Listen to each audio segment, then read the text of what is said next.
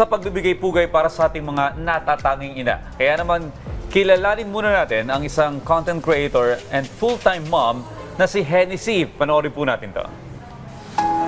Ngayong nagdaang araw ng mga ina, ipinagdiwang natin ang pagmamahal, pag-aaruga at pagkalinga ng ating mga ilaw ng tahanan.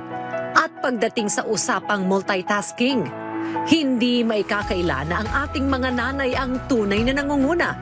Isang patunay dyan si Henny C. Gonzalez San Juan, isang content creator at proud mom.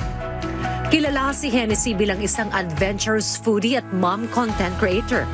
Sa kanyang content, madalas nating masilayan ang kanyang asawa at anak at kung paano nila binibigyang halaga ang bawat araw sa pamagitan ng quality time bilang isang pamilya. Kaya naman upang malaman kung paano niya napagsasabay ang pagiging content creator at isang mapagmahal na ina, halina't kilalanin natin si Henny C. Gonzalez San Juan dito lang sa Rise and Shine Pilipinas. At kasama na po natin ngayon si Henny C. Gonzalez San Juan. Good morning, Henny C. Welcome sa Rise and Shine Pilipinas. Good morning. Umaga po. Good morning po sa lahat ng mga nanonood. Okay, ang dami ng ideas ngayon para sa mga Yes. content creator. Pero ito, Henny C., maaari mo bang ikwento sa amin kung paano nagsimula yung journey mo bilang isang content creator? Alam nyo, actually, hindi ko talaga alam na papunta na pala ako doon sa journey na yon. Kasi I started way back 2020 during pandemic kasi ang daming, doon nag-start talaga, nag-boom yung mga content creators. So, ang nasa isip ko lang talaga is makatulong ako sa husband ko kung paano malilesen yung gastos namin kasi pandemic So, mahirap yung ano. So, nakakita ako sa Facebook ng parang looking for moms na i-share mo yung daily routine tapos i-include tong diaper brand. Okay. So wala pa akong idea kung ano talaga yung mga gagawin. So doon talaga nag-start. So nakuha ko, fast forward, 2 weeks dumating yung package. So natuwa ako, sabi ko, wow, sabi nila 1 month daw ng supply lang. Pero good for 3 months yung pinadala. Ang galing. So doon nag-start. So nung na-post ko na, nagustuhan ng brand, in-offeran ako ng 1-year contract na 1 year free diapers and wine. So doon talaga nag-start. Then from that time na, sunod-sunod na yung offers. Ang galing. Yun nga, parang ang thinking ko lang talaga, kailangan makatulong ako kasi wala akong work nung, tapos pandemic So ganun lang. So, ibig sabihin, effective ka na ambassadress ng Yes, kanilang thank product you. as a content creator. So, I want to know, paano mo nababalance ang pagiging isang content creator at pagiging isang mom? Siyempre, may mga editing pa yan, post-pro. Yes, oo. Para sa akin talaga, time management, time blocking yung nag-work sa akin. Saka yung batch content creations. Siyempre, marami na nag-tap. So, marami ng contents na mga pinapadala for review, ganyan. So, ako, ang nangyari, nung nag-aaral na siya yung daughter ko ngayon, kasi 6 na siya. So, ang nag-work sa akin, pag nasa school siya, doon ako gumagawa. So, yung pasok niya is 8 a.m. to 11 a.m. So, from that time, 8. So, mag-shoot na ako ng content, mag-edit, mag-reply sa engagement. Then, nagsaset ako ng alarm, yun talaga. Kasi hindi mo mamamalayan yung oras.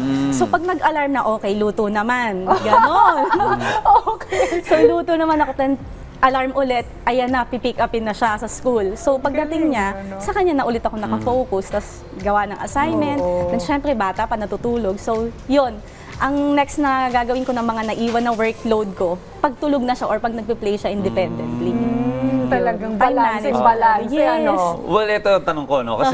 Kasi maraming mga perfectong netizens na nakikialam kapag may mga basher din. Siyempre, may iba silang estilo ng pagiging ina. Ngayon, dahil yung content mo, motherhood, hindi ka ba minsan binabash or kinokorek ka, hindi ganyan ang paggalaga ng bata, dapat ganito. Hindi, may mga challenges ba na naranasan kang gano'n? Yes, mayroong mga challenges, especially yun nga yung mga pero hindi pa naman ako umabot na may mga bashers Pero may mga comments talaga, negative comments na hindi ganyan. Pero ako kasi, bago ako tumanggap ng isang project or ng isang campaign, I make sure muna kung ano yung magiging benefit niya dun sa anak ko or okay ba na i-post ko siya. Parang Tsaka pinipili align ko. sa values Yes, mo. align sa values na ano. Then, pag hindi ako sure, I ask my husband kung okay kaya na tanggapin natin to or ganito para maiwasan yung mga bashing. Kasi hindi talaga siya may iwasan eh. But for sure, mas marami ang nakaka-relate, ano? Yes, na mas mga marami ma'am. So, ano yung mga nakaka-relate. feedback naman sa'yo ng mga kapwa mothers? Yeah, alam mo ang nakakatuwa dun kasi yun nga dahil marami nakaka-relate. So parang sinasabi nila na ganyan din kami. Buti na lang sinabi mo na ganito. Yung mga ganong comments, masaya na ako dun pag nakikita ko na or saka yung mga common friends ko na nakakakita, mga friends ko na nakakita na pwede pala yun mga ganyan. You really help them, ano? So somehow in natutuwa your naman ako. So content. ano na lang, dun tayo sa positive comments, Oo, positive vibes lang. totoo. Hindi na tayo dun sa negative. Sa mga mothers dyan, ano, saan nga pala, ano yung mga social media accounts na pwede nga i-follow? Yes. Pwede nila akong i-follow sa Instagram, TikTok, and Facebook. Then, meron din akong blog. So, doon, nagsishare din ako ng mga journey ko. Anong And, hahanapin? Nest.journal sa TikTok and then Nest Gonzalez sa Instagram. Same sa Facebook. Ang supportive ng husband nandito. Yes. Batiin mo. Grabe, Tsaka yung oo. daughter Super mo. supportive talaga siya ever since. Parang, alam nyo, hindi ko talaga magagawa to kung hindi siya supportive. Kasi, alam mo yung parang pag, hindi niya ako sinusuportan sa ganito, hindi naman ako makakalabas mag-event.